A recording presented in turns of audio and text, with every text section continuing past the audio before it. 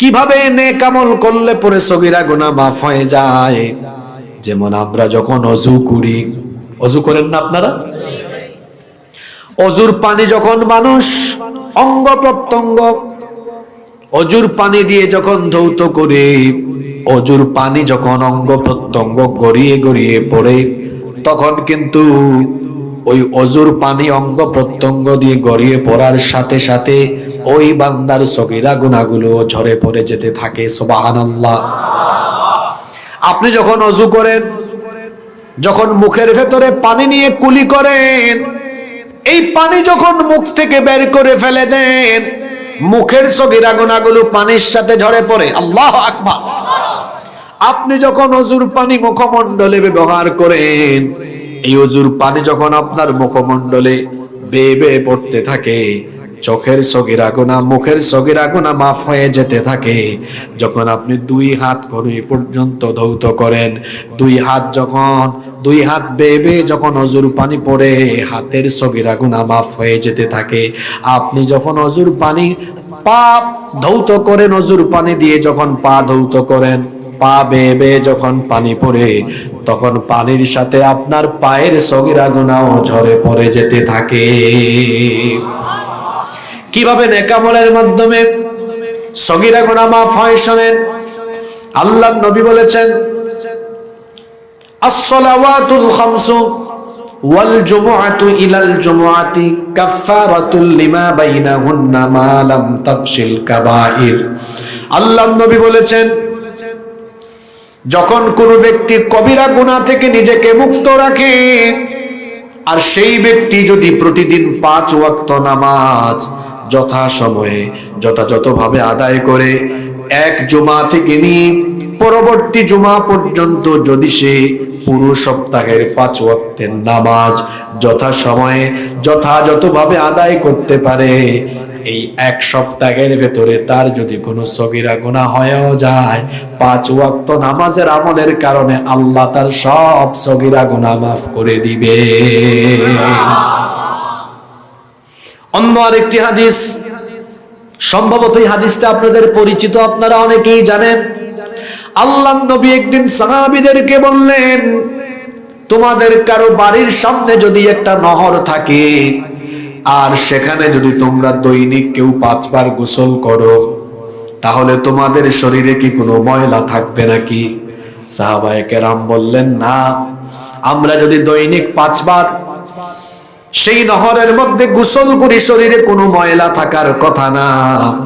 আল্লাহর নবী তখন বললেন, 5 ওয়াক্ত নামাজের উদাহরণ হলো তাই, যদি তোমরা প্রতিদিন 5 ওয়াক্ত নামাজ যথাযথভাবে আদায় করো, দৈনিক 5 বার গোসল করলে যেমন শরীরে কোনো ময়লা থাকে না, 5 ওয়াক্ত নামাজ আদায় করলেও কোনো গুনাহ থাকে না।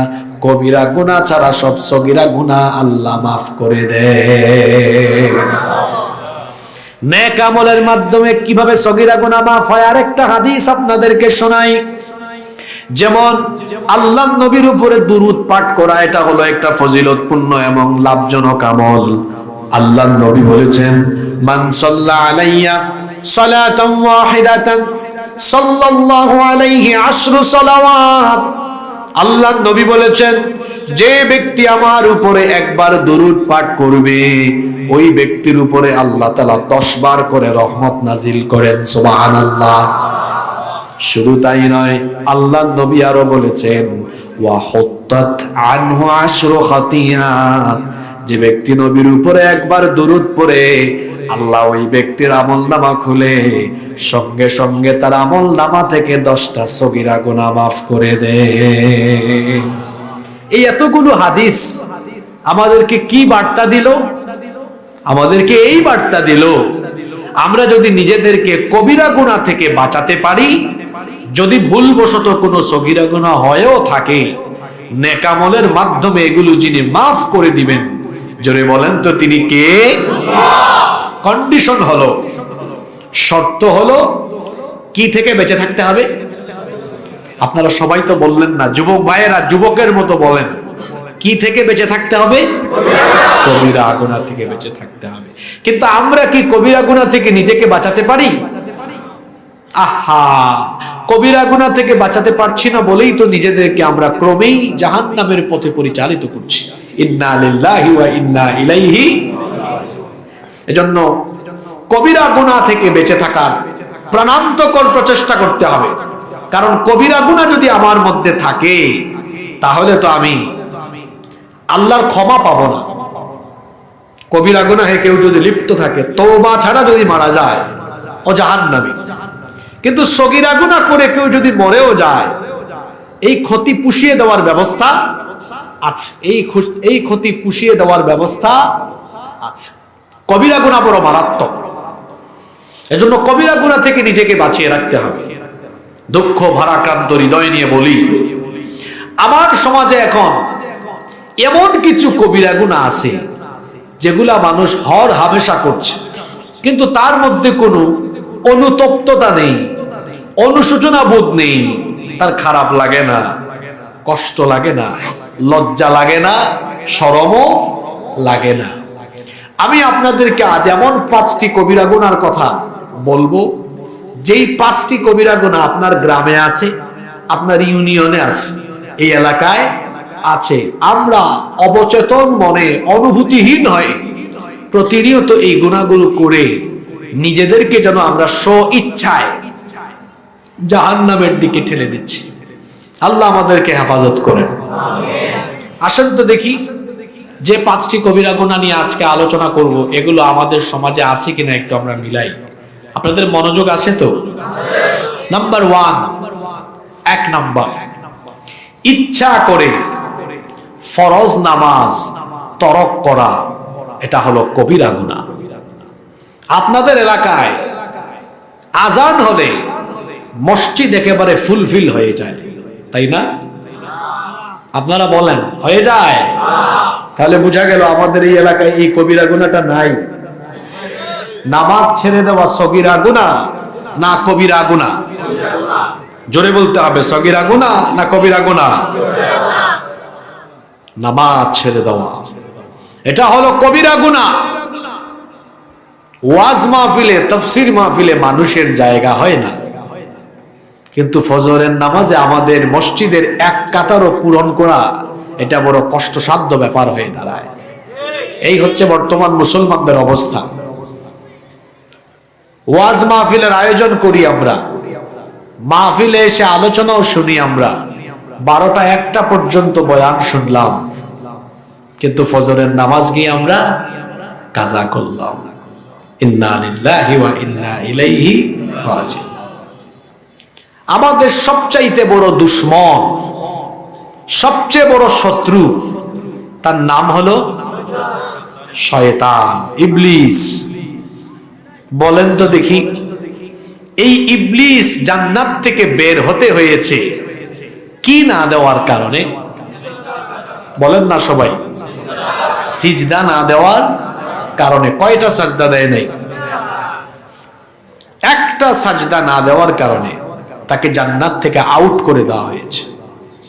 সে যখন জান্নাত থেকে বের হয়েছে, বের হওয়ার সময় সেও একটা ওয়াদা করেছে। কি ওয়াদা করেছে? আমি সাজদা দিলাম না বলে আমাকে জান্নাত থেকে বের করে দিয়েছো, এখন দেখব যে আদমের কারণে আমাকে জান্নাত থেকে বের করে দিয়েছো, সেই আদম এবং আদমের সন্তানরা তোমার হুকুম কেমনে মানে আমিও এটা দেখে নিব। তোমার হুকুম যেন তারা না মানে আমি তাদেরকে ধোঁকা দিব, আমি তাদেরকে প্ররোচনা দিব। এই প্রতিজ্ঞা করেছে কে?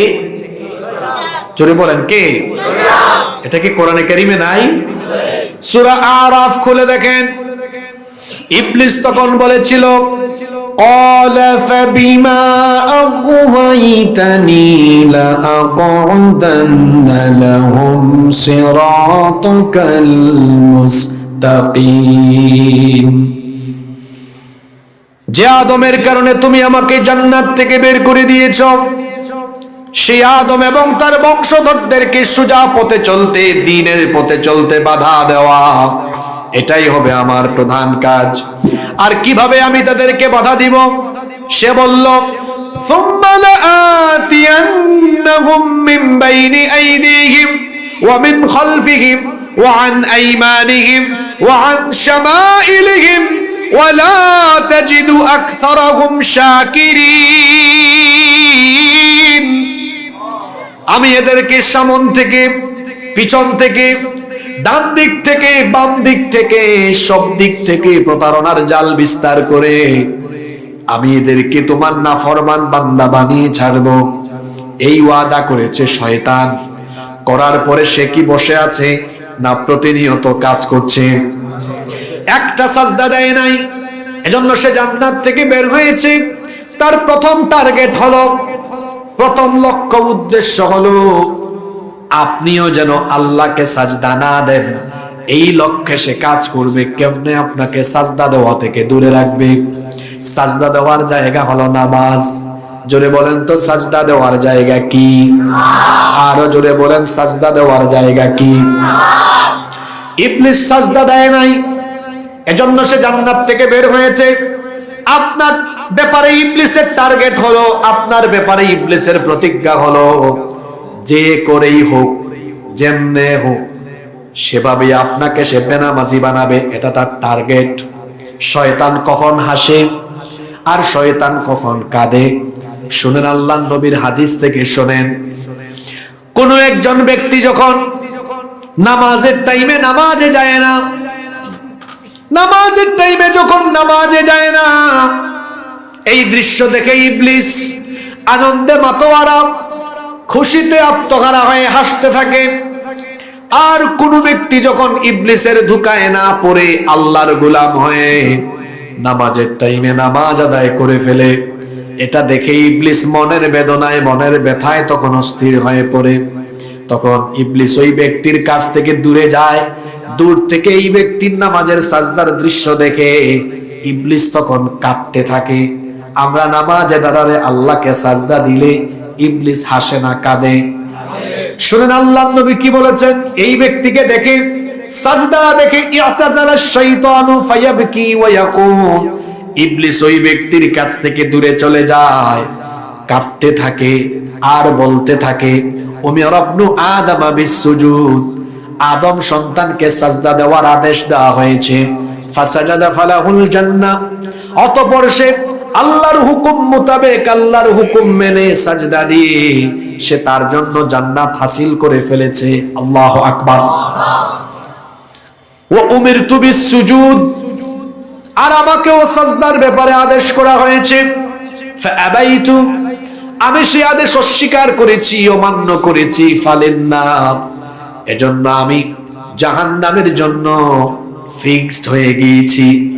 এই হাদিস আমাদেরকে বার্তা দিল, আমরা যখন নামাজে দাঁড়াই, আমরা যখন আল্লাহকে সাজদা দেই, এটা দেখার পরে ইবলিস কাঁদে। আর আমরা যখন নামাজে যাই না, ইবলিস তখন হাসে। এবার বলেন তো খোটাখালির মানুষ, আপনারা কি নামাজের টাইমে ইবলিসকে হাসাবেন না কাঁদাবেন?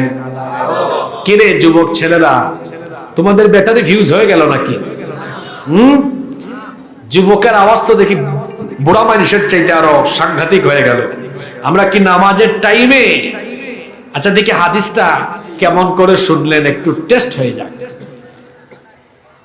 আমরা নামাজে না গেলে শয়তান কি করে? হ্যাঁ, আর নামাজে গেলে শয়তান। নাও টেক ইউর ডিসিশন। এখন আপনি সিদ্ধান্ত নেন, আপনি কোনটা করবেন। আমরা কি প্রতিদিন নামাজের টাইমে মিস্টার ইবলিসকে হাসাবো না কাঁদাবো? আসলে কি কাঁদাবেন নাকি আবেগের ঠেলায় বলে ফেলছেন? ইবলিসকে হাসাবেন না কাঁদাবেন? জোরে হাসাবেন না কাঁদাবেন? ইবলিসকে কাঁদাতে চাইলে নামাজের টাইমে ফজরে ঘুমায় থাকবো? আহা, আমরা ইবলিসকে প্রতিদিন কিভাবে খুশি করি বলি? 5 ওয়াক্ত নামাজে, আমি বলা লাগবে না, ওই জাতীয় কবি খুব সুন্দর বলেছেন। কি বলেছেন? ঘুমাইয়া কাজা করেছ ফজর, তখনও জাগনি যখন জোহর, হেলায় খেলায় কেটেছে আসর, মাগরিবের ওই শুনিয়া যান, এখনো জামাতে হওরে শামিল, এখনো এর সাথে আছে স্থান, বাজিছে দামামা বাদরে আমামা, শির উঁচু করি মুসলমান, দাওয়াত এসেছে নয়া জামানার, ভাঙা কেল্লায় উড়ে নিশান। এজন্য আমাদের প্রত্যেকের স্বভাব চরিত্র এই কবিতার প্রতিটি লাইনে উঠে এসেছে। কবি কি সুন্দর করে বলেছেন, ঘুমাইয়া কাজা করেছো ফজর। আমাদের ফজর তো ঘুমাতে ঘুমাতে চলে যায়, আমাদের ঘুম ভাঙে না। আহা, আমরা যে ফজরের টাইমে ঘুমিয়ে থাকলাম, জুহরের সময় আমার হায়াত থাকবে, এর কি কোনো নিশ্চয়তা আছে? আমাদের জীবন তো হলো এমন, এর নাই কোনো ওয়ারেন্টি, নাই কোনো গ্যারান্টি, যে কোনো সময় এই জীবন শেষ হয়ে যেতে পারে। আমার যুবক ভাইয়েরা ভাবছেন, হুজুর আমি কি এত তাড়াতাড়ি মরবো? আমার বয়স তো কম, 18, 20, 21, 22, 23, আমি কি এত তাড়াতাড়ি মরে যাব? আমার ভাইয়েরা, মৃত্যু এমন একটি বিষয়, এটা সিরিয়াল মেনটেন করে হয় না। Keep in your mind, there is no serial of death. মৃত্যুর কোন সিরিয়াল নাই। এমনও হতে পারে এই গ্রামের 80 বছরের চাচা বেঁচে থাকবেন, আর 17 বছরের যুবক ছেলে কালকে তার জানাজা হতে পারে। এই যে আমরা ফজরের টাইমে ঘুমিয়ে থাকলাম, জোহরের আগে তো আমাদের জানাজা রেডি হওয়ার সম্ভাবনা নাই তো? জোরে বলেন, কেমন করে ঘুমাও তুমি, কেমন করে ঘুমাও তুমি, ফজর করে কাজা, এমন তো হতে পারে জোহরে জানাজা। হতে পারে না? তো ফজরে ঘুমিয়ে থাকলেন কেন? আর জোহরে তো আপনি আপনার অফিসে, আপনার প্রতিষ্ঠানে কাজে কর্মের ব্যস্ততায় নামাজ বাদ দিয়ে ফেলেছেন। আসরের সময় কেউ ঘুমিয়ে থাকে, কেউ খেলাধুলায় থাকে। মাগরিব আর এশার নামাজ চলে যায় আড্ডা দিতে দিতে, তামাশা করতে করতে। এইভাবে যে আপনার জীবন চলে যাচ্ছে, একদিন কিন্তু এই জীবন শেষ হবে। এই এলাকার কবরস্থান ভিজিট করে দেখেন, আগে যারা পৃথিবীতে এসেছেন কেউ নাই, সবাই চলে গিয়েছেন। একদিন আমিও চলে যাব, আপনিও চলে যাবেন। চোখেরই পলকে তুমি হতে পারো লাশ, চিরতরে বন্ধ হবে তোমার নিঃশ্বাস। চোখেরই পলকে তুমি হতে পারো লাশ, চিরতরে বন্ধ হবে তোমার নিঃশ্বাস। হবে এলান তোমারই নাম মসজিদের মাইকে, হবে এলান তোমারই নাম মসজিদের মাইকে। বাড়িওয়ালা নাই রে, বাড়ি নাই রে দুনিয়াতে, বাড়িওয়ালা নাই রে, বাড়ি নাই রে দুনিয়াতে। বাড়িওয়ালা নাই রে, বাড়ি নাই রে দুনিয়াতে, বাড়িওয়ালা নাই রে, বাড়ি নাই রে দুনিয়াতে।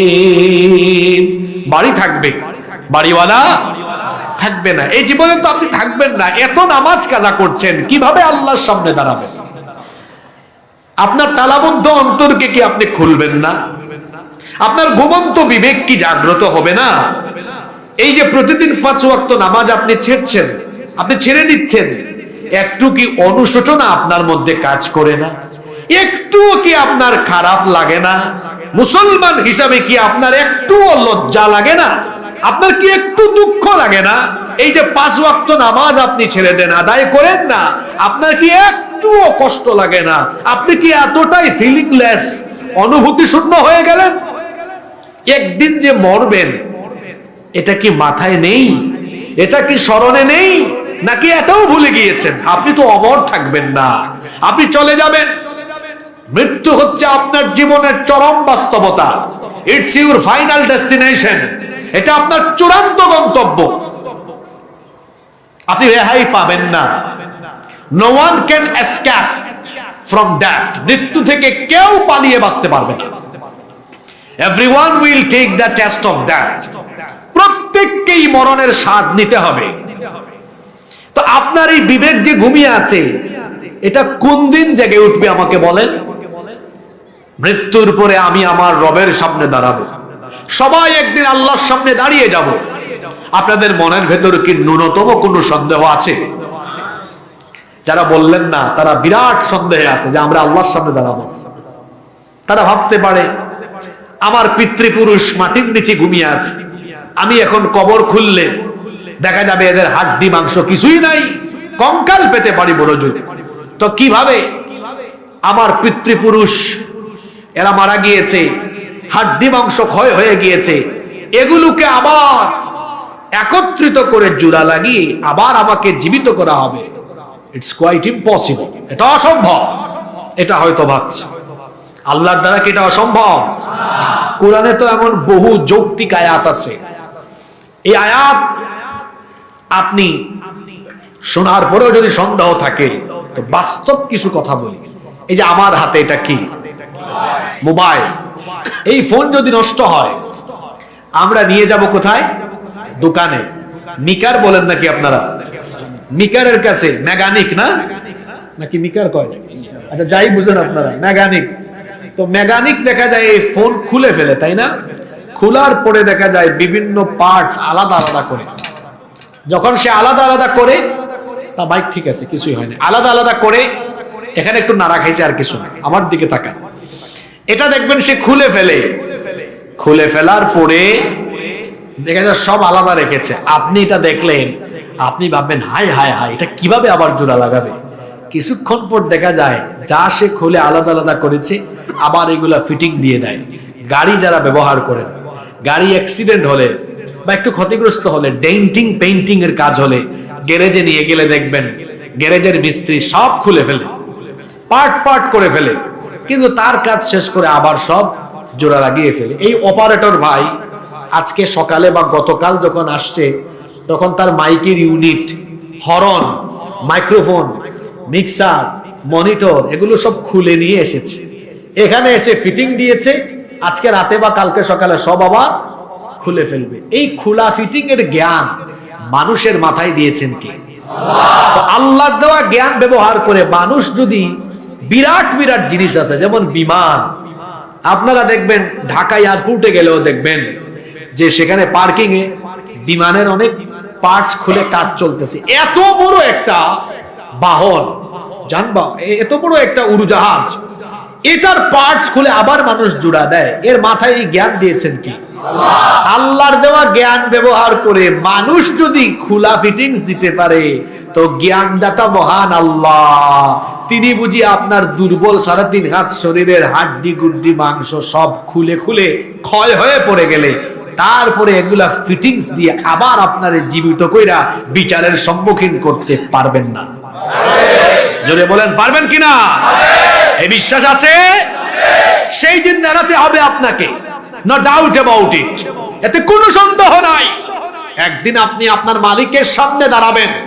সেই দিন বিচার দিবসে আল্লাহ তাআলা আপনাকে প্রথম যে আমল সম্পর্কে প্রশ্ন করবেন, সওয়াল করবেন, কোশ্চেন করবেন। বলেন তো সেই প্রথম প্রশ্নটি কোন ইবাদতের ব্যাপারে? এখানে ওয়াজ আর কি করব, তারা সবাই ওয়াজ জানে, আমল করে না। বুখারী শরীফের হাদিস, আল্লাহর নবী বলেছেন ইন্না আউওয়ালা মা ইউহাসাবু বিহিল আবদু ইয়াউমাল কিয়ামাতি মিন আমালিহি সালাতি। আল্লাহর নবী বলেছেন নিশ্চয়ই কিয়ামতের ময়দানে কাছ থেকে আল্লাহ প্রথম যে জিনিসের হিসাব চাইবেন সেটা হলো বান্দা নামাজ তুমি ঠিকমতো আদায় করেছো কিনা। মান আকামাস সালাতা ফাকাদ আকামাদ-দ্বীন। যে ব্যক্তি নামাজ কায়েম করলো সে যেন দ্বীন কায়েম করলো। সুবহানাল্লাহ। নামাজ কায়েমের ভেতরে দ্বীন কায়েমের শিক্ষাও আছে। আমাদের নামাজ নাই, আজকে নামাজ নাই, নামাজের কোনো খবর নাই। আমার নবীর মসজিদ, মসজিদে নববী, এই যুগে এখন গেলে দেখবেন কত সুন্দর, কত লাক্সারিয়াস, কিন্তু নবীজির যুগে মসজিদে নববীর ছাদ ছিল খেজুর পাতা দিয়ে ছাউনি করা, নিচে কোনো টাইলস ছিল না, কোনো কার্পেট ছিল না। আল্লাহর নবীর মসজিদ ছিল কাঁচা কিন্তু মুসল্লি ছিল পাকা। আজান হয়ে গেলে মসজিদ ফিল আপ হয়ে যেত, জায়গা হতো না। নবীজির মসজিদ ছিল কাঁচা, মুসল্লি ছিল পাকা। আর এখন ১৫০০ বৎসর পরের উম্মতের অবস্থা হলো এমন, মাসাজিদুহুম আমিরা ওয়া হিয়া খারাবুম মিনাল হুদা। মসজিদ হয়েছে চাকচিক্যময়, কিন্তু হয়েছে হেদায়াত শূন্য। এখন আমাদের মসজিদগুলো পাকা, কিন্তু মুসল্লির অভাবে আমাদের মসজিদ পড়ে থাকে ফাঁকা। মুসল্লি নাই, মুসল্লি নাই। এই মুসল্লিকে আবার এই মুসলমানকে জিজ্ঞেস করেন জান্নাত চাও কিনা, সবার আগে হাত তুলে জোর গলায় বলবে আমি জান্নাত চাই। সে জান্নাত চায়, জান্নাতে যেতে চায়, কিন্তু নামাজে যেতে চায় না। যে ঈমান তাকে নামাজে আনতে পারে না, এই ঈমান তাকে জান্নাতের কাছেও নিতে পারবে না। জান্নাতে যাওয়ার জন্য নামাজের হেফাজত করতে হবে। এজন্য আল্লাহ বলেছেন ওয়াল্লাযীনা হুম আলা সালাওয়াতিহিম ইউহাফিযুন উলাইকা হুমুল ওয়ারিসুনাল্লাযীনা ইয়ারিসুনাল ফিরদাউসা হুম ফিহা খালিদুন। ৫ ওয়াক্ত নামাজের হেফাজত করবে যারা, আল্লাহর বানানো সবচাইতে সেরা জান্নাত জান্নাতুল ফিরদাউসের মেহমান হয়ে যাবে তারা। আল্লাহর নবী বলেছেন বাইনাল আবদি ওয়া বাইনাল কুফরি তারকুস সালাহ। আল্লাহর বান্দা আর কাফিরের মধ্যে পার্থক্য হলো নামাজ ছেড়ে দেওয়া। এই দক্ষিণ ফুলচুরি ইসলামী সমাজ কল্যাণ পরিষদের ভাইয়েরা যারা মাহফিলের আয়োজন করলেন, আপনারাই যদি নামাজ আদায় না করেন, এখানে যত মানুষ ওয়াজ শুনতে এসেছেন, যত মায়েরা বোনেরা এসেছেন, আমরা যদি ওয়াজ শুনে নামাজ আদায় না করি, তাহলে তো দেখা গেল আমরা যা শুনলাম তা মানলাম না, যা বললাম তা করলাম না। এমনটা তো হতে পারে না। একজন মুমিনের প্রথম দায়িত্ব হলো, মুমিন কখনো নামাজ ছাড়তে পারে না। সবার আগে সে নামাজকে প্রায়োরিটি দিবে, কারণ কিয়ামতে সর্বপ্রথম নামাজ সম্পর্কে যিনি জিজ্ঞাসাবাদ করবেন তিনি কে? আল্লাহ। আস-সালাতু হিয়া রাসুল ইবাদাহ। নামাজ হলো ইসলামের ইবাদতের মগজ, ইসলামের ইবাদতের মাথা। মাথা ছাড়া কি কোনো মানুষের পরিচয় পাওয়া যায় নাকি? ডিএনএ আর ফিঙ্গারপ্রিন্ট টেস্ট করা ছাড়া দেখেই মানুষ চেনার উপায় হলো, মনে করেন এখানে ৪-৫ জন মানুষের পা থেকে এই এতটুকু বুক পর্যন্ত অংশ আছে, কিন্তু মাথা নাই। এখন কি এতটুকু দেখেই কোনো মানুষের পরিচয় সাথে সাথে বোঝা যাবে? কিন্তু যদি মাথা থাকে, চেহারা দেখে বোঝা যাবে। তাহলে মানুষের এই ৩.৫ হাত বডির মধ্যে তাকে সহজে চেনার জন্য যে জিনিসটা সবচেয়ে বেশি গুরুত্বপূর্ণ সেটা হলো মাথা। ইসলামের ইবাদতের মগজ মাথা হলো নামাজ। মাথা কেটে ফেলে যেমন পা থেকে বুক পর্যন্ত অংশ দেখলে কোনো মানুষের পরিচয় পাওয়া যায় না, ঠিক তেমনি ভাবে ইসলামের ইবাদতের মাথা নামাজ বাদ দিয়ে আপনি ওয়াজ শুনে, ওয়াজ করে, রোজা রেখে, হজ করে, যাকাত দিয়ে, নামাজ বাদ দিয়ে নিজেকে মুসলমান হিসাবে পরিচয় দেওয়া যায় না। সবার আগে হলো আল্লাহ। জোরে বলেন, সবার আগে হলো আল্লাহ। কি হবে যদি আমার নামাজ ঠিক না থাকে? নামাজ নামাজ নামাজ ঈমান আনার পরেই হলো কিয়ামতের দিন প্রথম হিসাব হবে কি সম্পর্কে? ছাত্র, কিশোর, তরুণ, যুবকদেরকে আমি বলবো, এই যে আমার সামনে অনেক কিশোর ছেলেরা, তরুণ যুবক ছেলেরা বসে আছে, আমি আমার ভাইদেরকে বলবো, এই বয়স হলো আমাদের জন্য গুরুত্বপূর্ণ সময়। কারণ এই বয়সটা হলো কচু পাতার পানির মতো। কিসের মতো বললাম? কচু গাছ আছে আপনাদের এলাকায় নিশ্চয়ই, দেখবেন কচু পাতার মধ্যে পানি পড়লে পাতা শুধু নড়াচড়া করে আর পানি শুধু টলমল টলমল করে না? কচু পাতায় থাকা পানি যেমন যে কোনো মুহূর্তে পড়ে যেতে পারে, এই তরুণ যুবকদের বয়সটা হলো এমন। আমাদের চারপাশে আছে আমাদের চরিত্র নষ্টকারী অনেক উপাদান। আমরা যদি একটু গাফেল হই, এই চরিত্র নষ্টকারী বিভিন্ন উপাদান, যেমন মোবাইলের অপব্যবহার, মাদক, জুয়া, জিনা, ব্যভিচার, এইসব জিনিস যদি কোনো একটা আমাকে গ্রাস করে ফেলে, কচু পাতার পানি যেমন হঠাৎ করে পড়ে যেতে পারে, আমার যৌবনও হঠাৎ করে নষ্ট হয়ে যেতে। আমার এই গুরুত্বপূর্ণ সময়, এই কিশোরকাল, তরুণকাল, যৌবনকাল আমি কিভাবে হেফাজত করব? আমি আমার ভাইদেরকে বলবো, আজান হয়ে গেলে আমি সবার আগে নামাজে চলে যাব, কারণ আল্লাহ গ্যারান্টি দিয়েছেন, ইন্নাস সালাতা তানহা আনিল ফাহশাই ওয়াল মুনকার। কেউ যদি নামাজ যথাসময়ে যথাযথভাবে আদায় করে, নামাজের হেফাজত করে, তাহলে অশ্লীল মন্দ কাজ থেকে এই নামাজের মাধ্যমে আল্লাহ তাকে হেফাজত করবেন। সুবহানাল্লাহ। দেখবেন নামাজি ছেলেদের অন্তরে এক ধরনের ভয় আছে। রাস্তা দিয়ে একটা মেয়ে হেঁটে যায়, তাকাবে না, আমি তো নামাজে যাই, মানুষ কি বলবে। একটা নামাজি ছেলে মেয়েদেরকে ডিস্টার্ব করে, এই ভয়ে বা এই লজ্জায় হলেও মেয়েদেরকে ডিস্টার্ব করবে না। নামাজ আদায়ের কারণে দেখা যাবে সমাজে অনেক অন্যায় হবে, কোথাও গান বাজনা হবে, যাবে না। মানুষ তো আমাকে বলবে নামাজেও যায়, গানেও যায়, লজ্জার কারণে যাবে না। এজন্য আমি আমার ছাত্র ভাইদেরকে, তরুণ ভাইদেরকে, যুবক ভাইদেরকে বলি, বিশেষ করে আমার মনে হয় এখানে ছাত্র বেশি না? দেখি ছাত্র কে কে? মাশাআল্লাহ, আমি খুব খুশি হয়েছি। হাত নামাও তোমরা।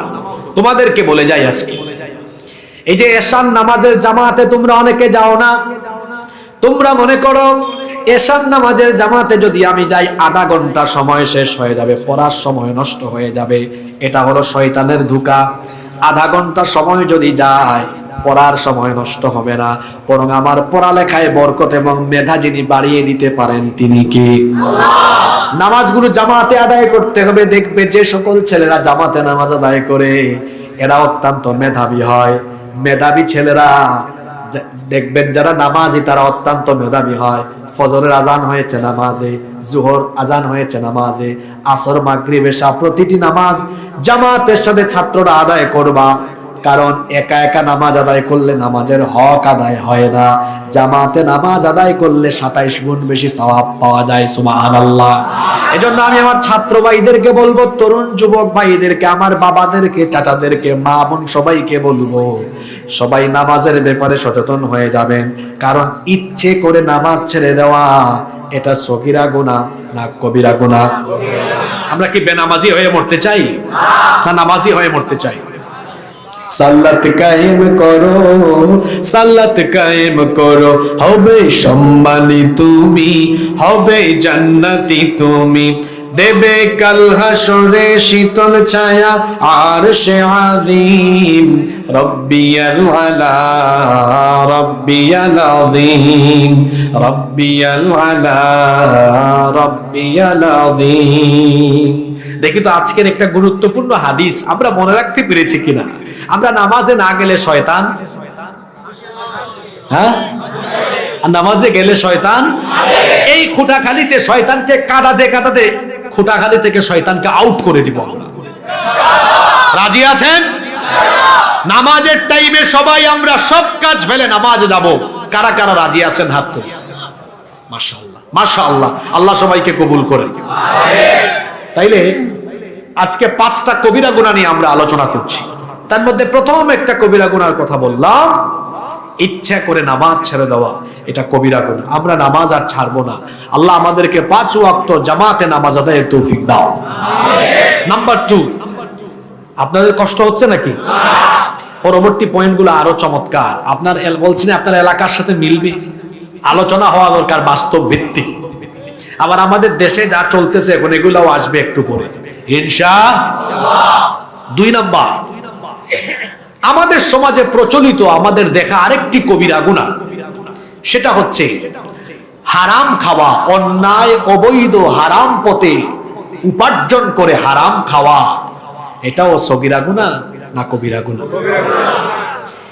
এই যে একটু আগে আমি নামাজের ওয়াজ করলাম, নামাজের কথা বললাম, আমি জামাতে নামাজ আদায় করলাম, বছরে 2-3 বার উমরা করলাম, হজ করে হাজী সাহেব হয়ে গেলাম, যাকাতও দিলাম, তাহাজ্জুদ আদায় করলাম, কিন্তু আমার উপার্জনে হারাম আছে। আমি জমিনের আইল ঠেলাঠেলি করি, চুরি করি, ডাকাতি করি, দুর্নীতি করি, সুদ খাই, ঘুষ খাই, অন্যায় পথে হারাম পথে উপার্জন করি। আমি অন্যায় পথে, অবৈধ পথে, হারাম পথে উপার্জনের কারণে আমার যত ইবাদত বন্দেগী আমি করি, সকল ইবাদত বন্দেগী যিনি, সকল ইবাদত বন্দেগী যিনি বরবাদ করে দিবেন তিনি কে? সব ইবাদত বন্দেগী বরবাদ, বাতিল, রিজেক্ট করে দেওয়া হবে। কি কারণ?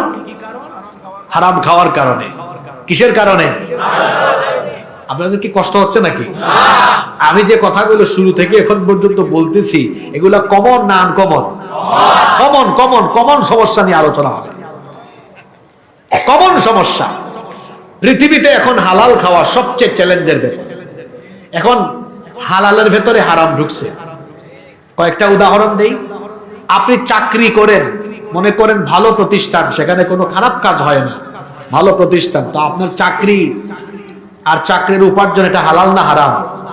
হালাল। কিন্তু আপনার গাফলতির কারণে এটা হারাম হয়ে যেতে পারে। কিভাবে? আপনার উপর অর্পিত দায়িত্ব সঠিকভাবে পালন করেন না, ডিউটির টাইমে ডিউটি করেন না, ফাঁকিবাজি করেন, প্রতারণা করেন। চাকরিটা ছিল হালাল, কিন্তু ছলচাতুরির আশ্রয় নিয়ে উপার্জন বানিয়ে ফেললেন। দেখেছেন কারবার? এজন্যই বলেছি এখন হালাল খাওয়া সবচাইতে বড় চ্যালেঞ্জিং ব্যাপার। আপনি একটা ইন্ডাস্ট্রি, একটা ফ্যাক্টরিতে জব করেন, আপনার টাকা, আপনার উপার্জন, বেতন ছিল হালাল, কিন্তু ডিউটি হলো 9টায়, আপনি যান 10টায়, তারপর গিয়েও ফাঁকিবাজি করেন। ছিল এটা হালাল, বানায় ফেলছেন। আপনি স্কুল কলেজ ইউনিভার্সিটিতে চাকরি করেন, দেখা যায় ক্লাসের টাইমে যান না, 10 মিনিট লেট করে যান, ফাঁকিবাজি করেন, অনুমতি ছাড়া, ছুটি ছাড়া ক্লাস না করায়া বেতন খাচ্ছেন। এটা তো ছিল হালাল, বানাই ফেলছেন কি? দেখছেন কারবার? হালালে ঢুকে যাচ্ছে। এইটা কি? এটা প্রাণ। প্রাণ কোম্পানির কোনো কিছু আপনারা খাবেন না, এটা কাদিয়ানীদের পণ্য। এই প্রাণ পানি দিয়ে পেশাবের পরে পানি খরচ করাও ঠিক হবে না, এটা কাদিয়ানির পণ্য।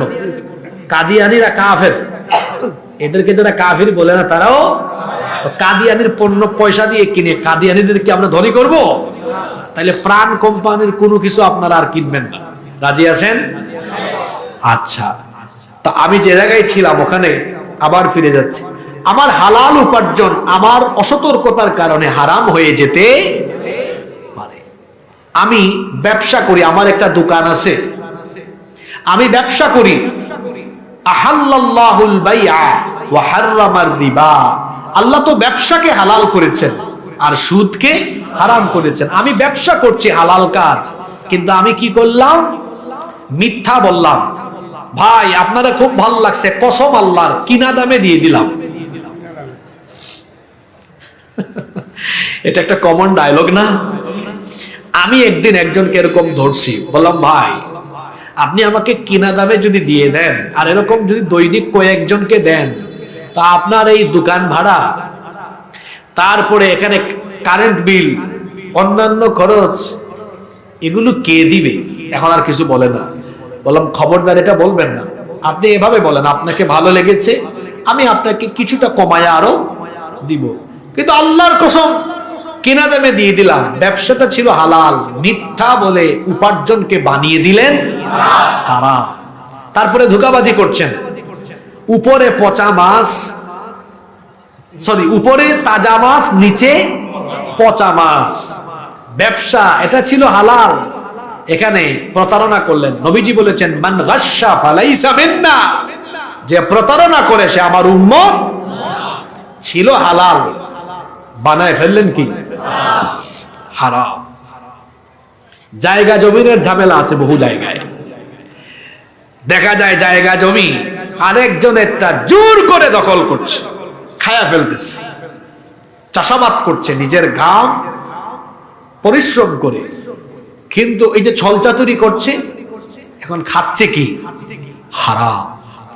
হারাম খাওয়ার পরে যে রক্ত মাংস হয় সেটাও হারাম। আর এই হারাম শরীর কোনোদিনও আল্লাহর পবিত্র জান্নাতে প্রবেশ করতে পারবে না। এক হাজী সাহেব হজে গিয়েছেন। উনি কিরকম হাজী? সারা বছর পয়সা কামায় 2 নাম্বারি করে। হজের সময়ে জিদ্দা বিমানবন্দরে নেমে তারপরে তালবিয়া পড়ছে, লব্বাইক আল্লাহুম্মা লব্বাইক লব্বাইক লা শারীকা লাক লব্বাইক ইন্নাল হামদা ওয়ান নি'মাতা লাকা ওয়াল মুলক লা শারীকা লাক লব্বাইক আল্লাহুম্মা লব্বাইক। এটার অর্থ কি? লব্বাইক আল্লাহুম্মা লব্বাইক, হে আল্লাহ আমি হাজির, আমি প্রেজেন্ট, আমার উপস্থিতি গ্রহণ করো। আল্লাহ তখন বলেন, হে হারামখোর, তুই যে আসার সময় তোর ভিসা আর টিকিট করলি এটা তো হারাম টাকা।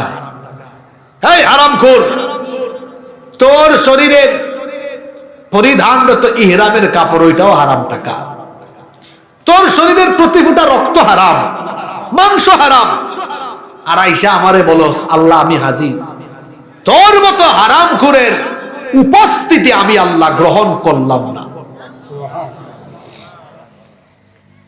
আপনি এসে আল্লাহরে সাজদা দিবেন, কোটি কোটি টাকা দান করে দিবেন, অথচ সব কামাইছেন হারাম পথে, আল্লাহ ঠেকা পড়ছে, আল্লাহ এটা কবুল করে নেবেন।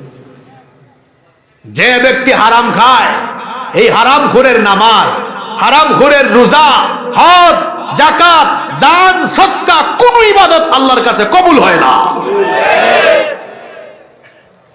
মুসলিম শরীফের হাদিস। এই হাদিস বর্ণনা করেছেন সবচাইতে যিনি বেশি সংখ্যক হাদিস বর্ণনা করেছেন, নাম হলো আবু হুরায়রা রাদিয়াল্লাহু আনহু। তিনি বলছেন আল্লাহর রাসূল বলেছেন, ইন্নাল্লাহা তাইয়্যিব লা ইয়াকবালু ইল্লা তাইয়্যিবা, নিশ্চয়ই আল্লাহ তাআলা পবিত্র, তিনি পবিত্র ছাড়া কোনো জিনিস কবুল করেন না। ওয়া আন্নাল্লাহা আমারাল মুমিনিনা বিমা আমারা বিহিল মুরসালিন, আল্লাহ তাআলা রাসূলদেরকে যা আদেশ করেছেন মুমিনদেরকেও একই রকমের আদেশ দিয়েছেন। সুম্মা যাকারার রাজুল, এরপরে আল্লাহর নবী এমন এক ব্যক্তির কথা বললেন, ইউতিলুস সাফার, যে ব্যক্তি লম্বা সফর করছে, আশআথা আগবারা ইয়ামুদ্দু ইয়াদাইহি ইলাস সামা, যেই ব্যক্তি হলো এমন যে ধুলাবালি যুক্ত শরীর এবং উস্কো খুস্কো চুল, এই ব্যক্তি সফর করছে আর এক সময় আসমানের দিকে 2 হাত উঁচু করে দিয়ে দোয়া করা আরম্ভ করেছে। আল্লাহর নবী বলছেন এই ব্যক্তি 2 হাত তুলে আল্লাহর কাছে দোয়া করে, অথচ সে হলো এমন এক মানুষ মাতআমুহু হারাম ওয়া মাশরাবুহু হারাম ওয়া মালবাসুহু হারাম ওয়া গুযিয়া বিল হারাম। আল্লাহর নবী বলেছেন তার খাবার যেটা খায় ওইটা হারাম খায়, তার পানীয় যেটা খায় ওইটাও হারাম খায়, সে যে পোশাক পরিধান করেছে ওইটাও হারাম টাকার, এমনকি তার শরীরের প্রতি ফোঁটা রক্ত এবং মাংস ওইটাও হারাম। সব কিছু হারাম খেয়ে হারাম ভক্ষণ করে তারপরে 2 হাত তুলেছে। আল্লাহর নবী বলেন এই ব্যক্তি 2 হাত তুলে আল্লাহর কাছে যতই চাক না কেন তার কোনো দোয়া আল্লাহ কবুল করবেন না। তাহলে আমার ইবাদত বন্দেগী, এই যে প্রথম পয়েন্ট আমি নামাজের কথা বললাম, আমার নামাজ অথবা অন্যান্য যে কোনো ইবাদত বন্দেগী আল্লাহ তাআলার কাছে কবুলযোগ্য হিসাবে পেশ করার জন্য শর্ত হলো হালাল খাওয়া। শর্ত হলো কি খাওয়া? হারাম খাওয়া যাবে না। কারণ হারাম খাওয়া সগীরা গুনাহ না কবিরা গুনাহ? আর যারা হারামখোর এরা কখনো কথা বললে সত্য বলে না, এরা সত্য পথে চলতে পারে না। আজকে হারামখোররা বিভিন্ন মসজিদ কমিটি পর্যন্ত দখল করে আছে। আমরা আমাদের মসজিদের সভাপতি, সেক্রেটারি, ক্যাশিয়ার বানিয়ে দেই টাকা দেখে, পয়সা দেখে, ক্ষমতা দেখে, অথচ মসজিদ কমিটির দায়িত্বশীল হবে সেই ব্যক্তি যে ব্যক্তি যত বেশি আল্লাহকে ভয় করে, যে যত বেশি পরহেজগার, সেই ব্যক্তিগুলোই হবে মসজিদ কমিটির দায়িত্বশীল। দেখা যায় টাকা আছে, পয়সা আছে, বানায় দিয়েছে, আর টাকা তো কামাইতেছে একদম দুই হাত দিয়ে, হালাল হারামের কোনো বাস বিচার।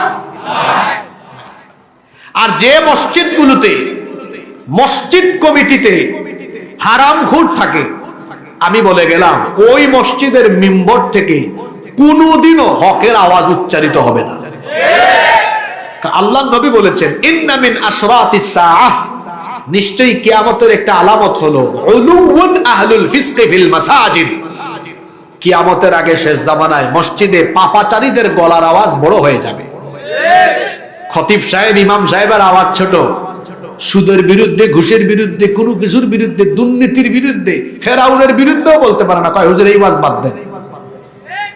তো ফেরাউনের প্রতি তার এত দরদ হলো এই কারণে, তার নাম ফেরাউন না ঠিক আছে, কিন্তু কাজ কারবার সব ফেরাউনের মতো করে। দেখেন না, গত 15 বছর নমরুদের ওয়াজ, ফেরাউনের ওয়াজ করলো মাহফিলে হামলা। গত বছর আমি এক জায়গায় সূরা কসাস থেকে আলোচনা করছি, 4 নম্বর আয়াত থেকে, ইন্না ফিরআউনা আলা ফিল আরদি ওয়া জাআলা আহলাহা শিয়া। এই আয়াতের তাফসীর শুরু হয়েছে, আমাকে সভাপতি টোকেন দিয়েছে, লেখা দয়া করে রাজনৈতিক বক্তব্য দিবেন না, আর বিষয়টা চেঞ্জ করে একটু নামাজ রোজার ওয়াজ করলে ভালো হয়। আমি বললাম, ভাই ওয়াজ হয় ফেরাউনের, আর খারাপ লাগে আপনার? তো ফেরাউন আসছে মিশরে, আপনি মিশরের ওয়াজ বাংলাদেশে আপনার ঘাড়ের উপর টেনে নিয়ে আসলেন কেন? কি বলেন, এরকম আনে না? এই যে শয়তান, এই শয়তান কিন্তু সে একা না, তার দলবল আছে। আপনাদের ঠোঁটের আগায় মুখস্থ সূরা এটা, আল্লাযী ইউওয়াসওয়িসু ফি সুদুরিন নাস মিনাল জিন্নাতি ওয়ান নাস। মানুষের অন্তরে ওয়াসওয়াসা দানকারী শয়তান দুই জাতি থেকে, মিনাল জিন্নাতি ওয়ান নাস। ইবলিস তো জিন জাতির, আবার নাস মানুষের ভেতরেও শয়তান আছে। অর্থাৎ ইবলিস কিছু কিছু মানুষকে টার্গেট করে তার খেলাফত দিয়েছে, খাস মুরিদ বানিয়েছে। সুতরাং মানুষ, শয়তান শুধু জিনের ভেতরে নয়, মানুষের ভেতরেও। প্রশ্ন হলো, মানুষের ভেতরে থাকা শয়তানগুলোকে আমরা চিনব কেমনে? যেই ব্যক্তি মানুষ হলেও কাজ কারবার সব শয়তানের আঞ্জাম দেয়, সেই ব্যক্তি হলো মানুষের সুরত ধারণকারী আস্ত একটা শয়তান। এইরকম শয়তান তো খোটাখালিতে নাই। নাই মানে সব জায়গায় শয়তান। বলছিলাম হারাম, হারাম খাওয়া যাবে না। আজকে মহিলা প্যান্ডেলও আছে।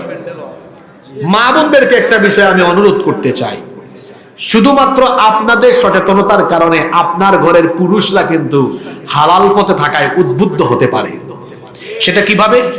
আপনি আপনার হাজবেন্ডকে বলতে পারেন, দেখো প্রিয়তম স্বামী আমার, তুমি যেটাই করছো হালাল পথে করো, হালাল উপার্জন খাও, হালাল উপার্জন করো, আমাদেরকে হালাল খাওয়াও, কারণ আমরা জাহান্নামে যেতে চাই না। এটা বললে দেখা যাবে পুরুষ মানুষ রিল্যাক্স থাকবে। ঘরের ভেতরে দামি দামি আসবাবপত্র আর গহনা দিয়ে ঘরটাকে সুখী করা যায় না, বরং রহমত থাকলে, বরকত থাকলে ঘরটা সুখী হয়ে যায়। আর রহমত আর বরকত আসে কখন? ঘরের ভেতরে হালাল থাকে যখন। হারামে কোনো আরাম পাওয়া যায় না। হারাম খুররা হারাম উপায়ে উপার্জিত সম্পদ ভোগ করতে পারে না। এটা হলো পৃথিবীর চরম বাস্তবতা। যারা হারাম পন্থায় সম্পদ কামায়, এই সম্পদ তারা ভোগ করতে পারে না। আপনাদের চোখে আঙ্গুল দিয়ে দেখাই একটু, এই যে 5 আগস্টের পরে দেখেন নাই বাংলাদেশ থেকে হারামখোরের দল জামাতের সাথে পালিয়েছে, এত চুরি করেছে, এই চুরি করা কত সম্পদ পড়ে আছে, কিছুই ভোগ করতে পারে না।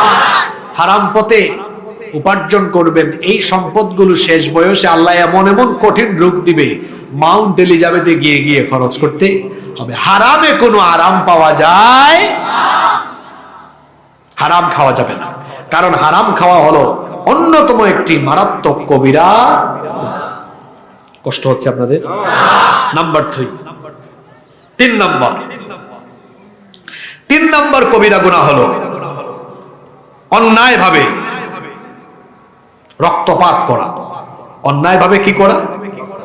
রক্তপাত করা। অন্যায়ভাবে কোনো মানুষের শরীর থেকে রক্ত ঝরানো, এটা কি সগীরা গুনাহ না এটা কবিরা গুনাহ? খবরদার, খবরদার, অন্যায় ভাবে যেন কোনো মানুষের শরীর থেকে আমি রক্ত না ঝরি, আমি যেন কোনো মানুষকে অন্যায় ভাবে মেরে না ফেলি। কারণ একজন মানুষের জীবনের মূল্য, হাদিসে এসেছে আল্লাহর নবী বলেছেন, আল্লাহর পবিত্র ঘর কাবা শরীফের চাইতে একজন মানুষের জীবনের দাম অনেক বেশি। আল্লাহু আকবার। কাবা শরীফের চাইতে একজন মানুষের জীবনের দাম অনেক বেশি। এমনকি একজন মানুষের দাম, একজন মানুষের জীবনের মূল্য সারা দুনিয়ার থেকেও বেশি। আল্লাহ তাআলা কোরআনে কারিমে বলেছেন, আল্লাহ তাআলা কোরআনে কারিমে বলেছেন, মান ক্বাতালা নাফসান বিগাইরি নাফসিন আও ফাসাদিন ফিল আরদি ফাকান্নামা ক্বাতালান নাসা জামিআ ওয়া মান আহইয়াহা ফাকান্নামা আহইয়ান নাসা জামিআ।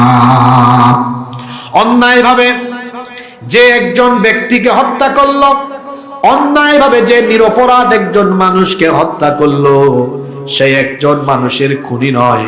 আল্লাহ বলেছেন সারা দুনিয়ার সকল মানুষকে খুন করা যে অপরাধ, একজন মানুষকে খুন করা হলো সমান অপরাধ। যে ব্যক্তি একজন মানুষকে অন্যায়ভাবে খুন করলো, সেজন্য সারা দুনিয়ার মানুষকেই হত্যা করলো।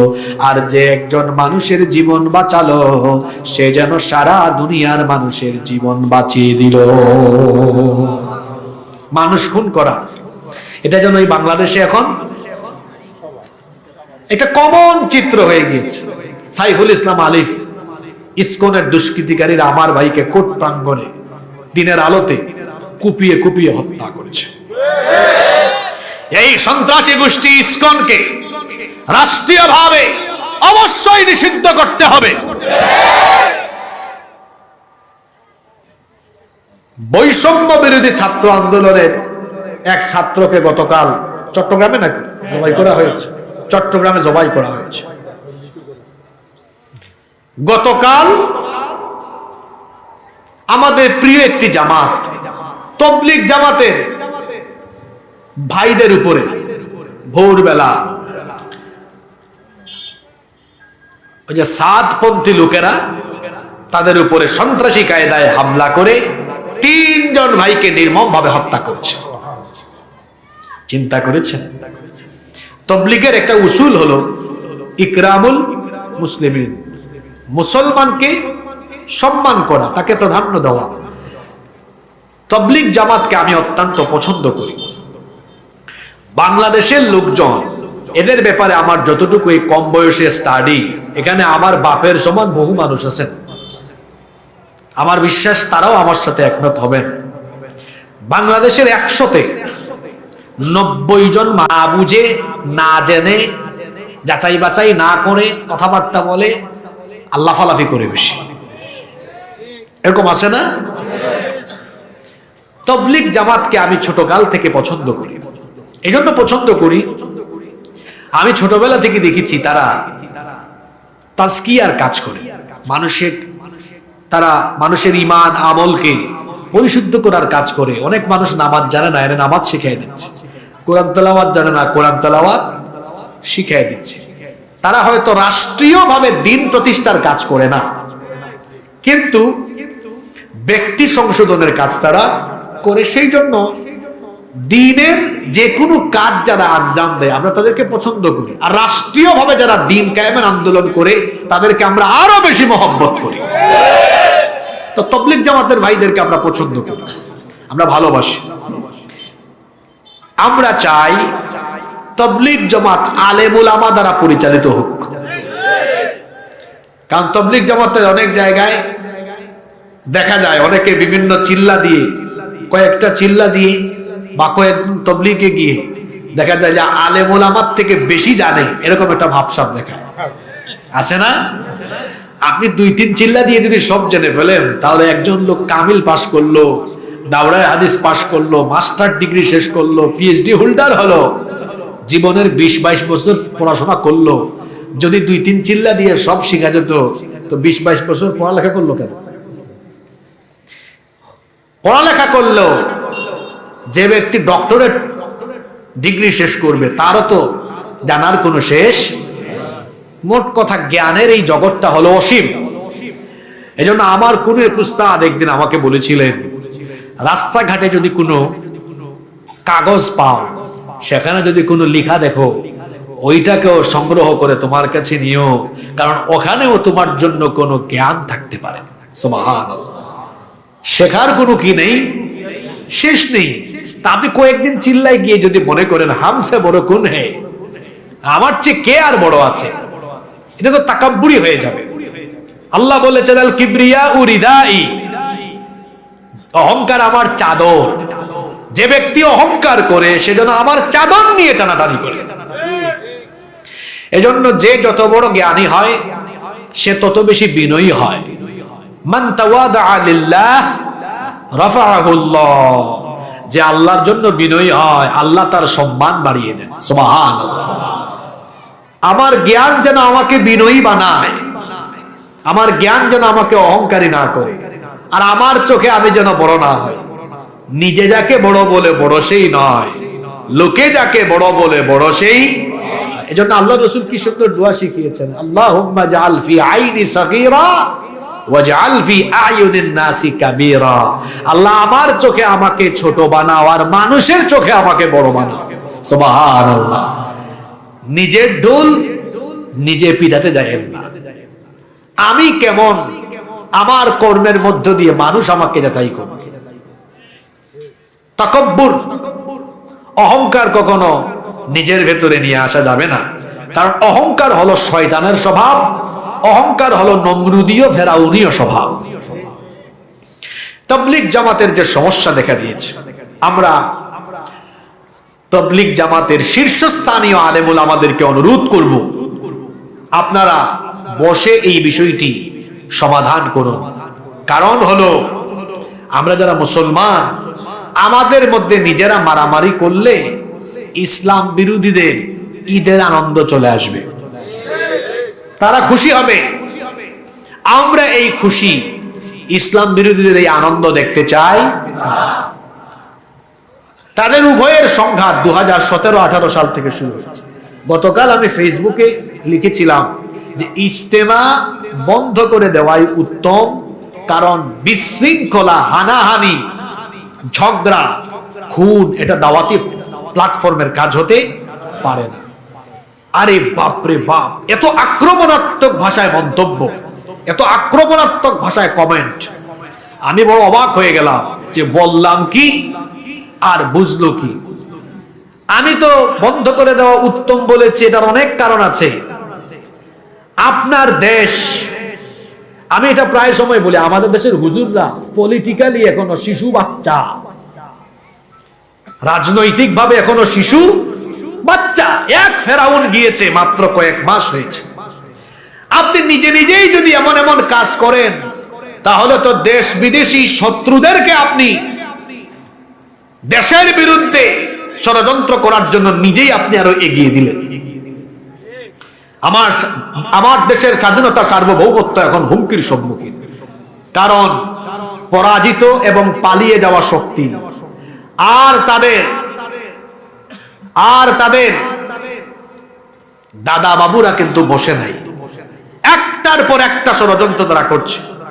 এই সময় আমাদের উচিত ছিল সকল জায়গা থেকে আমাদেরকে সচেতন থাকা, এমন কোনো কাজ আমাদের মধ্য থেকে না হওয়া যেটার কারণে আমাদের দেশের স্বাধীনতা, সার্বভৌমত্ব, ইসলাম আর মুসলমানদের ক্ষতি সাধিত হয়।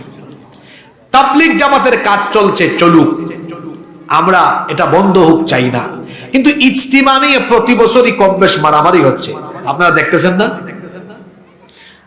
আপনারা এটা বসে সমাধান করে, কেউ সাতপন্থী আর কেউ জুবায়ের পন্থী। আপনাদেরকে সাতপন্থী আর জুবায়ের পন্থী হতে কে বলেছে? মুসলমান হবে কোরআন হাদিস পন্থী, ইসলাম পন্থী। মুসলমান হবে একমাত্র আল্লাহ আর রসুল পন্থী। আমি একজন আলেমের কথা ততক্ষণ শুনবো যে আলেম আমাকে কোরআন সুন্নাহ অনুযায়ী যতক্ষণ কথা বলবে তার কথা শুনবো। কোন আলেম যদি কোরআন সুন্নাহর বাহিরে আমার উপর কিছু চাপিয়ে দেয়, তার কথাবার্তাকে আমি বঙ্গোপসাগরে নিক্ষেপ করব। আমরা ব্যক্তি পূজারী নই, আমরা দল পূজারী নই, আমরা ব্যক্তি পূজারী নই, নেতা পূজারী নই। একমাত্র অন্ধ আনুগত্য একজনের করা যায়, তিনি হচ্ছেন মুহাম্মাদুর রাসূলুল্লাহ সাল্লাল্লাহু আলাইহি ওয়াসাল্লাম। এছাড়া পৃথিবীর কাউকে আমরা অন্ধভাবে আনুগত্য করি না, কোনোদিন করব না। এটা কোনো মুসলমানের কাজ হতে পারে? আমরা বলবো এই হানাহানি, এই সংঘাত বন্ধ হোক। আমরা সম্প্রীতি চাই, হৃদ্যতা চাই, আমরা সবাই মিলেমিশে বাংলাদেশে থাকতে চাই। কওমি উলামা থেকে শুনেছি যে সাদপন্থীরা কোরআন হাদিসের অপব্যাখ্যা করে। যদি এটা সত্যি হয়, আমি বলবো সব কওমি উলামা মাশায়েখ প্লাস সবাই মিলে, তাহলে সাদপন্থীদেরকে আপনারা বাংলাদেশে ইজতেমা বা তাবলীগের কাজ নিষিদ্ধ করেন, তারা তাদের কাজ ইন্ডিয়ায় করুক। আর ইন্ডিয়া থেকে এত ভাড়া করে হুজুর আনা লাগবে কেন? বাংলাদেশে কি হুজুরের অভাব আছে? বাংলাদেশি কওমি ঘরানা হোক, আলিয়া ঘরানা হোক, এখানে প্রচুর উলামা মাশায়েখ আছেন, আলহামদুলিল্লাহ। অন্যায় ভাবে মানুষের রক্ত ঝরানো যাবে? কিয়ামতের দিন হিসাব হবে, বিচার হবে। দুই হিসাব হবে, হাক্কুল্লাহ, আল্লাহর হক, হাক্কুল ইবাদ, বান্দার হক। আল্লাহর হকের বিচার আরম্ভ হবে নামাজ দিয়ে। জোরে বলেন তো কি দিয়ে? আর বান্দার হকের বিচার আরম্ভ হবে কি দিয়ে? আল্লাহর নবী বলেছেন, আউয়ালু মা ইউকদা বাইনান নাসি ইয়াউমাল কিয়ামাতি ফিদ দিমা। কিয়ামতের দিন মানবাধিকার সম্পর্কিত সর্বপ্রথম হিসাব হবে রক্তের হিসাব। যারা অন্যায়ভাবে মানুষের রক্ত ঝরিয়েছে, সেই অন্যায় রক্তপাতের হিসাব যিনি করবেন তিনি কে? খবরদার, অন্যায়ভাবে মানুষের রক্ত ঝরানো যাবে না। এটা সগীরা গুনাহ না কবিরা গুনাহ? বেশি কষ্ট হয়ে যাচ্ছে না? আর দুইটা পয়েন্ট আছে, আপনারা কি আমাকে 15 মিনিট সময় দিতে পারবেন না? নাম্বার 4, দেখি তো আগের তিনটা মনে আছে কিনা। 1 নাম্বার, 2 নাম্বার হারাম খাওয়া, 3 নাম্বার অন্যায়ভাবে রক্তপাত, অন্যায়ভাবে খুন করা। আহারে, অন্যায়ভাবে তো গত 15 বছর শুধু সাধারণ মানুষ নয়, মুসলমানদের অনেক রত্ন, তাদেরকে অন্যায়ভাবে মেরে ফেলা হচ্ছে। কোরআনের পাখি আল্লামা সাঈদীকে চিকিৎসার নামে বিষ প্রয়োগ করে তাকে হত্যা করা হয়েছে। ভারতকে খুশি করার জন্য ইসলামী আন্দোলনের শীর্ষ নেতৃবৃন্দকে ফাঁসি দিয়ে হত্যা করা হয়েছে। ভারতকে খুশি করার জন্য সালাউদ্দিন কাদের চৌধুরী, ইলিয়াস আলীকে হত্যা করা হয়েছে। এত এত মানুষের রক্ত যারা ঝরিয়েছে, আর জুলাই আগস্টে শত শত হাজার হাজার মায়ের বুক যারা খালি করেছে, সেই খুনিদের বিচার অবশ্যই বাংলার মাটিতে হতেই হবে। তবে দেশ কোত্থেকে যাচ্ছে আমি জানি না।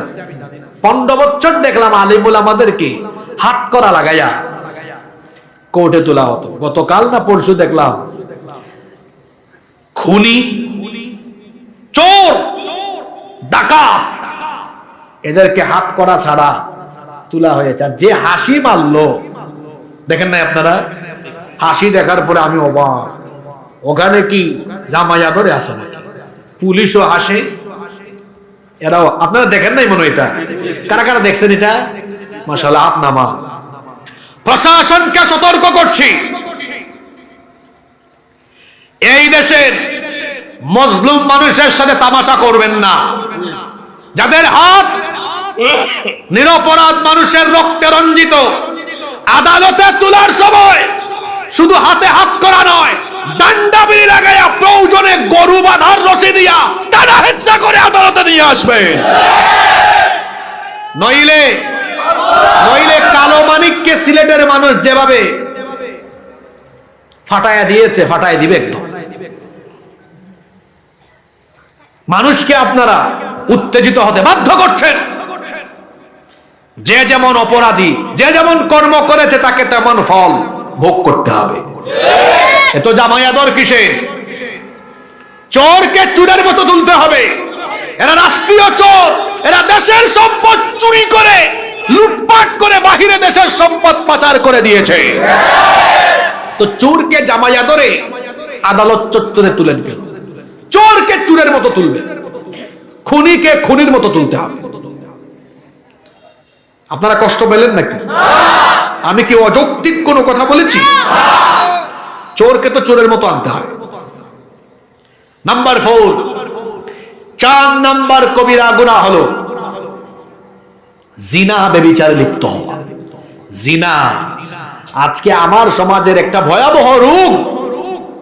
এই রোগে যুবক আক্রান্ত, যুবতীও আক্রান্ত, তরুণ তরুণী, বিবাহিত অবিবাহিত সব আক্রান্ত। আর এখন জিনা, ব্যভিচার আর যৌনতার আকর্ষণীয় উপাদানের নাম হলো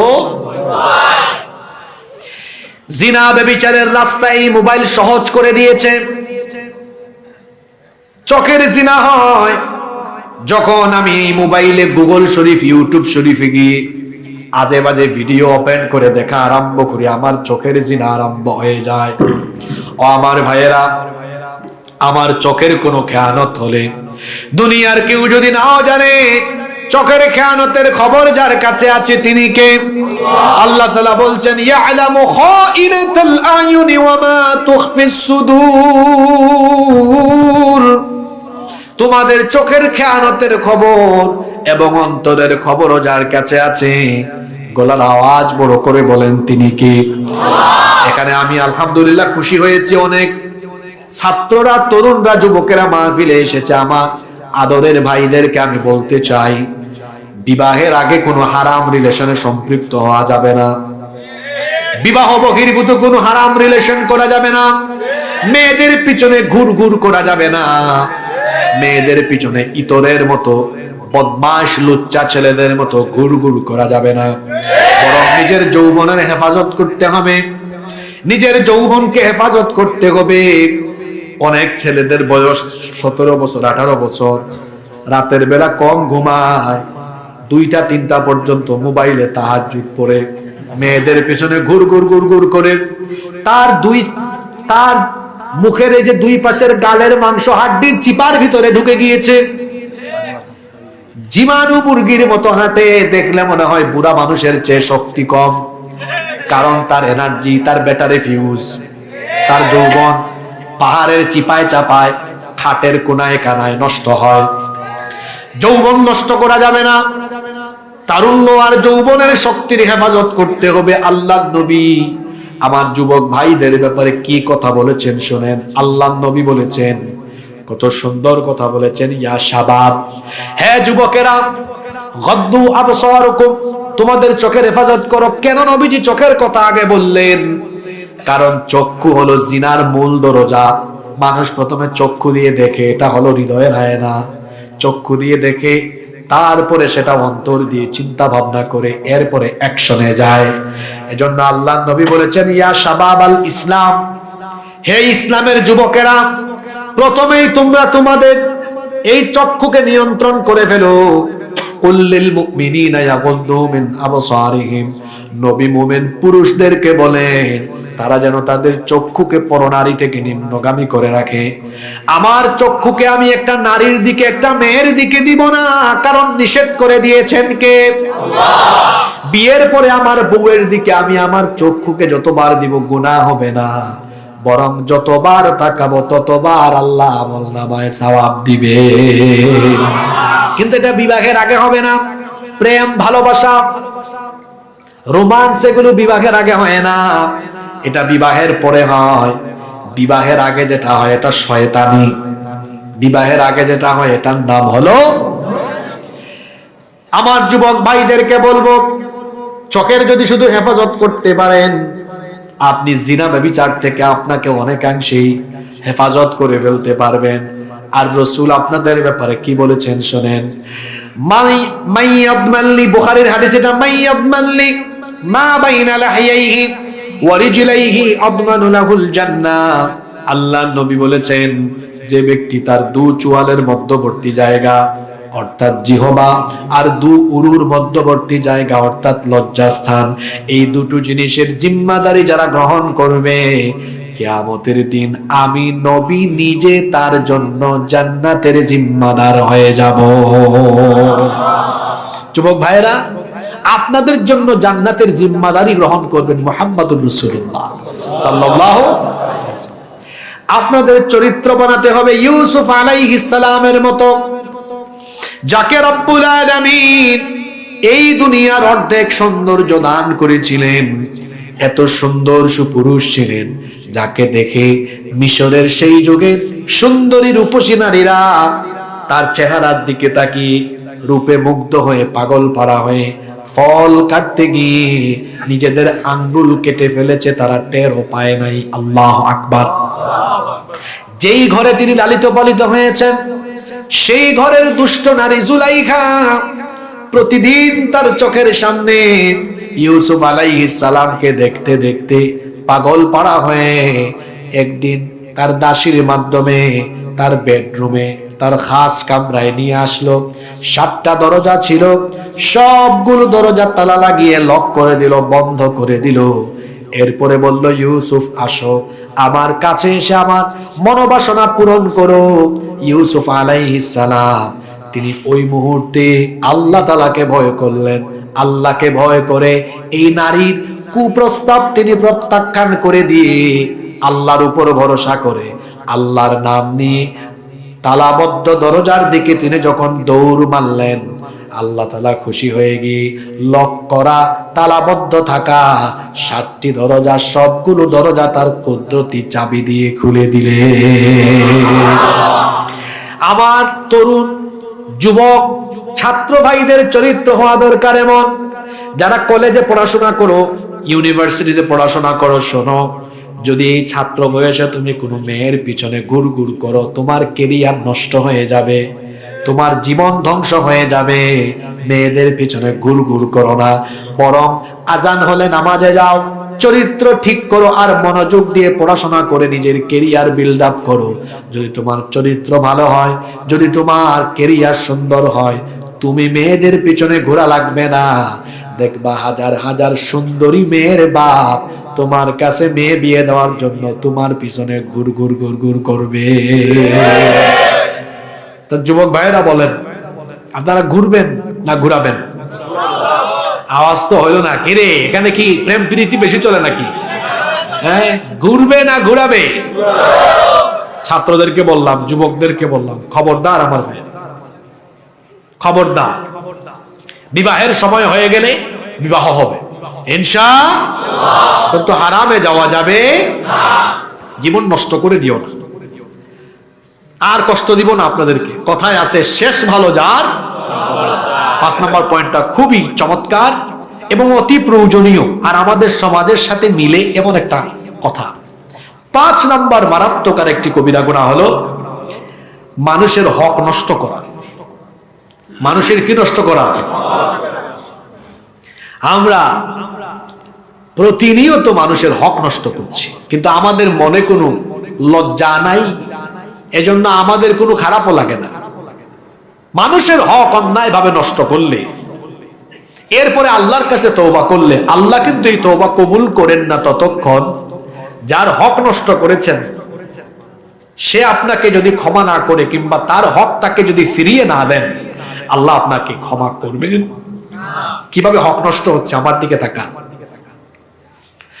বাবা মা সন্তানের হক নষ্ট করছে, আবার সন্তান তার মা বাবার হক নষ্ট করছে, স্বামী স্ত্রীর হক নষ্ট করছে, স্ত্রী স্বামীর হক নষ্ট করছে, ভাই ভাইয়ের ভাই বোনের হক নষ্ট করছে, বড় ভাই ছোট ভাই বোনদের জায়গা জমি মেরে খেয়ে ফেলে এমন মানুষ খুঁটাখালিতে নাই। প্রতিবেশীর হক নষ্ট করে, অন্যায় ভাবে অবৈধ ভাবে মানুষের জায়গা জমি দখল করে এমন মানুষ নাই। মাত্র 500 টাকা ঘুষ খেয়ে সালিশ ব্যক্তিত্ব সমাজের মধ্যে বিচার করে উল্টা পাল্টা রায় দিয়ে সবলের পক্ষে রায় দিয়ে দুর্বলকে আরো দুর্বল করে, এমন ঘুষখোর বিচারক আমাদের খুঁটাখালীতে নাই গো। মানুষের হক নষ্ট করে, কি এগুলা কমন ওয়াজ না আনকমন ওয়াজ গো? এই রোগ আছে তো।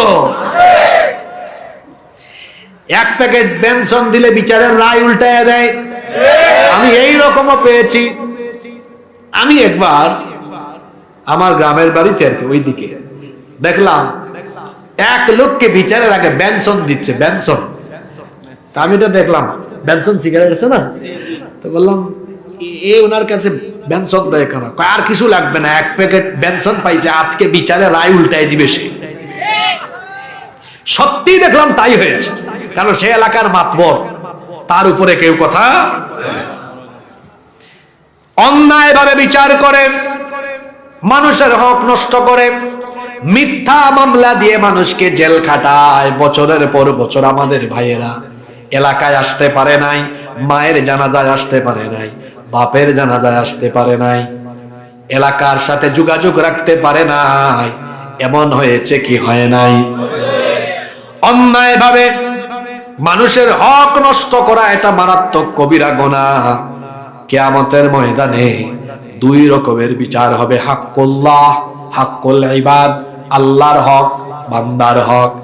কোন মানুষ আল্লাহর হক যদি নষ্ট করে, আল্লাহর হক হলো যেমন নামাজ, রোজা, হজ, যাকাত, ইবাদত বন্দেগী যা আল্লাহর সাথে সম্পর্কিত, আল্লাহর সাথে সংশ্লিষ্ট, আল্লাহর সাথে রিলেটেড বিষয়াদি, কোন বান্দা যদি সেগুলো নষ্ট করে, আল্লাহ যদি কাউকে ক্ষমা করে দেন, জান্নাত দিয়ে দেন, আল্লাহ যদি কারো হাক্কুল্লাহ সংক্রান্ত বিষয় মাফ করে দেন, এটা আমাদের কোনো আপত্তি নাই, আল্লাহ চাইলে করতে পারেন। কিন্তু হাক্কুল ইবাদ, বান্দার হক যদি কেউ নষ্ট করে, আল্লাহ এটা ক্ষমা করবেন না, কারণ বিষয়টা আল্লাহর নয়, বিষয়টা বান্দার। বিষয়টা কার? শেষ একটা হাদিস শুনে আজকে বাড়িতে যান। এই হাদিসটা মনে রাখবেন, মোনাজাত করে যখন উঠে বাড়িতে যাবেন, আপনার ঘুমন্ত বিবেককে জাগ্রত করে বিবেকের দরজায় করাঘাত করবেন যে কথাটা কি বলে গেল। এই হাদিসটা মুসলিম শরীফে এবং তিরমিজি শরীফে বর্ণিত হয়েছে। আবু হুরায়রা রাদিয়াল্লাহু আনহু হাদিসটি বর্ণনা করেছেন। তিনি বলছেন, আল্লাহর নবী একদিন সাহাবীদেরকে জিজ্ঞেস করলেন, আতাদরুনা মাল মুফলিস, আতাদরুনা মানিল মুফলিস, ও সাহাবীরা তোমরা কি জানো আমার উম্মতের মধ্যে সবচাইতে অসহায়, সবচাইতে নিঃস্ব কোন ব্যক্তি? আল্লাহর রাসূলের সাহাবীরা তখন বললেন, ইন্নাল মুফলিসা ফিনা মাল্লা দিরহাম লাহু ওয়ালা মাতা, নিশ্চয়ই আমাদের মধ্যে সবচাইতে অসহায় হলো সেই ব্যক্তি যার কাছে কোনো দিরহাম, টাকা পয়সা নাই, ওয়ালা মাতা, ভোগ্য সামগ্রী অর্থাৎ সহায় সম্পদ, বাড়িঘর কিছুই নাই। সেই হলো আমাদের উম্মতের সবচাইতে অসহায়। হয়তো আপনার বিবেকও বলবে উত্তর ঠিক আছে, কারণ যার ঘর নাই, বাড়ি নাই, সহায় নাই, সম্পদ নাই, যার টাকা নাই, পয়সা নাই, সেই তো অসহায় হয়।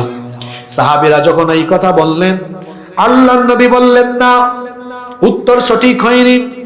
সাহাবীরা তখন বললেন, তাহলে আপনি বলেন কে আমাদের উম্মতের সবচাইতে অসহায় ব্যক্তি? আল্লাহর নবী তখন বললেন, আমার উম্মতের অসহায় হলো ওই ব্যক্তি যেই ব্যক্তি হজ, যাকাত এবং আরো অনেক ইবাদত বন্দেগীর নেক আমল নিয়ে হাজির হয়ে মুহূর্তের মধ্যেই তার নেকির খাতা শূন্য হয়ে জাহান্নামী হবে যেই